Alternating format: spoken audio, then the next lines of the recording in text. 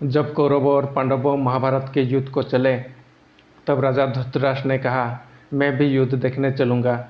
तब श्री वेदव्यास जी ने बोले, हे राजन, नेत्रों के बिना कैसे देखोगे?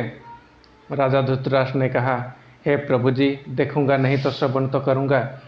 तब व्यास जी बोले, हे राजन, तेरा सारथी संजय जो कुछ महाभारत के युद्ध की लीला कुरुक्षेत्र में होगी सो तुझे यहाँ बैठे ही श्रवण कराएगा।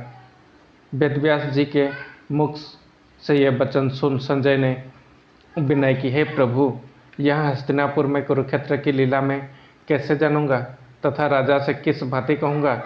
तब व्यास जी ने प्रसन्न होकर संजय से कहा, हे संजय, मेरी कृपा से तुझे यहाँ से ही दिखाई देगा। व्यास जी के इतना कहते ही संजय की दिव्य दृष्टि हो गई और बुद्धि भी उनके दिव्य हो गई। अब आगे महाभारत का कौतुक कहते हैं। सुनो, 7 यक्षोहिणी सेना पांडवों की और 11 अक्षोहिणी सेना कौरवों की। ये दोनों सेनाएं कुरुक्षेत्र में जब एकत्र हुई तब धृतराष्ट्र ने पूछा, है संजय, धर्म के क्षेत्र में युद्ध की इच्छा से एकत्र हुए मेरे और पांडु के पुत्रों ने क्या किया? संजय ने कहा, पांडवों की सेना को व्यूहित देख दुर्योधन द्रोणाचार्य के समीप जाकर कहने लगे, हे आचार्य, देखिए आपके शिष्य बुद्धिमान द्रुपद पुत्रों ने पांडवों की बड़ी सेना की कैसे व्यूह रचना की। इस सेना में अर्जुन, भीम, बड़े बड़े धनुर्धारी वीर, युधान, विराट, महारथी, द्रुपद, धृतराष्ट्र, चकितान, बलवान पुरुजित, कुंती भोज, नौरों में श्रेष्ठ सैव्य पराक्रमी, युधामन्यु, बलवान, उत्तम औजा, अभिमन्यु व द्रौपदी के 5 पुत्र सबके सब महारथी हैं। हे ब्राह्मण श्रेष्ठ, आपके श्रवणार्थ अब मैं सेना के प्रधान सेनापतियों के नाम वर्णन करता हूँ। आप भीष्म, कर्ण, युद्ध, विजय, कृपाचार्य, अश्वत्थामा, विकर्ण, सोमदत्त का पुत्र भूरिश्रवा और बहुत से शूरवीरों मेरे लिए प्राण तक देने को तैयार हैं। ये लोग शास्त्र चलाने में बहुत चतुर हैं और सब युद्ध विद्या में प्रवीण हैं। हमारी सेना जिसके भीष्म रक्षक है अपार बल है और उसकी सेना के जिसके भीम रक्षक हैं थोड़ा सा बल है। अब आप सब अपने मोर्चों पर सावधान रहकर सेनापति भीष्म की रक्षा कीजिए। कुरुबुद्ध भीष्म पितामह ने दुर्योधन को प्रसन्न करते हुए और ऊंचे स्वर में गरजते हुए शंख बजाया। फिर चारों ओर शंख, नगाड़े, ढोल, गोमुख आदि अनेक बाजे बजने लगे, जिनका बड़ा भयंकर शब्द हुआ। इसके अंतर सफ़ेद घोड़ों का रथ पर बैठे माधव श्री कृष्ण और पांडव अर्जुन ने भी दिव्य शंख को बजाया।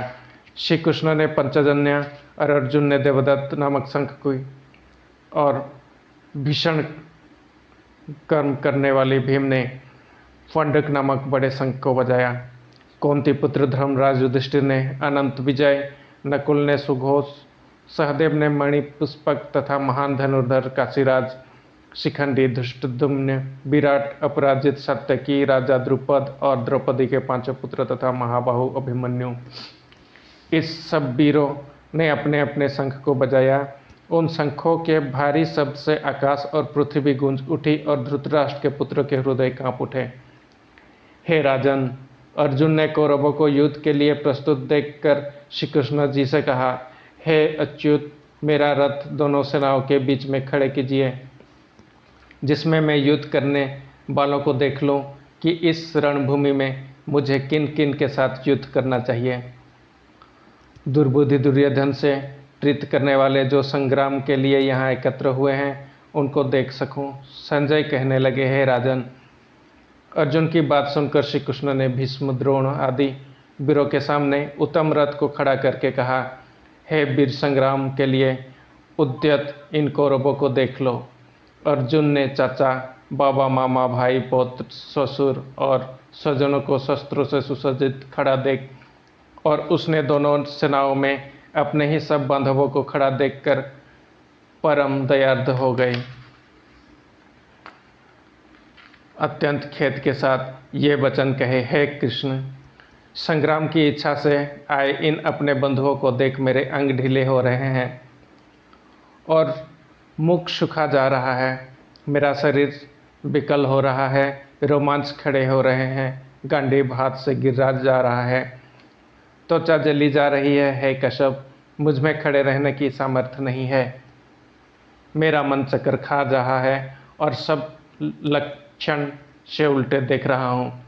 संग्राम में स्वजनों का वध करके कोई लाभ भी नहीं होगा और हे कृष्ण, मैं जीत कर राज्य व सुख भी नहीं चाहता हूँ। हे प्रभु, हमको राज्य भोग और जीवन से क्या काम है, क्योंकि जिनके लिए राज्य भोग और सुख की इच्छा की जाती है वे सब संग्राम में प्राण और धन की ममता छोड़ मरने को तैयार हैं। और आचार्य, पिता, पुत्र, पितामह, मामा, ससुर, पौत्र, साले और संबंधी ये सब मुझे मारें तो भी है मधुसूदन, मैं इन्हें मारने की इच्छा नहीं करूँगा। हे जनार्दन, त्रिलोकी के राज के लिए भी मेरी इन्हें मारने की आकांक्षा नहीं है। हे जनार्दन, जब त्रिलोकी के राज्य के लिए भी मैं इन्हें नहीं मारना चाहता, फिर इस पृथ्वी के लिए तो कहना ही क्या। हे जनार्दन, धृतराष्ट्र के पुत्र को मारकर हमारा क्या होगा। इन आतताइयों का वध करने से पाप ही होगा, इसलिए हमें अपने भाई धृतराष्ट्र के पुत्रों को मरना अनुचित है। हे माधव, स्वजनों को मार कर क्या हमें सुखी रह सकते हैं। हम लोभ के वशीभूत हैं और कुल के नाश करने तथा मित्रद्रोह करने में पाप को नहीं देख रहे हैं। कुल नाश को जानते हुए भी हमको इस पातक से क्यों नहीं दूर रहना चाहिए। कुल का नाश होने से कुल के प्राचीन धर्म नष्ट हो जाते हैं, फिर धर्म नाश होने से कुल में पाप बढ़ता है। हे श्री कृष्ण, पाप से कुल की स्त्रियां व्यभिचारिणी हो जाती हैं, जिनसे वर्ण संकर संतान उत्पन्न होती है। वो वर्ण संकर जिन्हें पुरुषों ने कुल को नष्ट किया है, उनको तथा उस कुल को नरक में पहुंचाते हैं, क्योंकि श्राद्ध तर्पण आदि बंद हो जाते हैं। वर्ण संकर बनाने वालों दोषों से कुल ध्वंसकों के जाति धर्म और कुल धर्म निरंतर नाश हो जाते हैं। हे जनार्दन, मैंने बराबर सुना है कि कुल धर्म नष्ट होने के निश्चय नरकवास करना होता है। हाय, हम सब बड़ा पातक करने को तैयार हैं, जो राज्य सुख के लाभ से अपने स्वजनों को ही मारने को कोशिश कर रहे हैं। मुझे शास्त्र रहित एवं उपायहीन को रणभूमि में बांध कर डाल दें तो मेरा बहुत कल्याण हो। संजय ने कहा, हे राजन, ये कहकर अत्यंत दुखित होकर अर्जुन ने उसी समय धनुष बाण फेंक दिया और रथ के पिछले भागों में जा बैठा।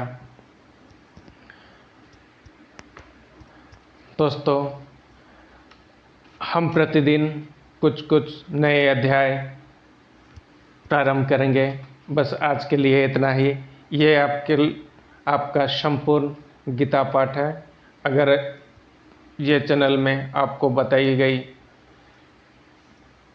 अनुवाद सही लग रहा है, अच्छा लग रहा है, तो आप चैनल को कृपया सब्सक्राइब करें, लाइक करें और शेयर कर दें। धन्यवाद।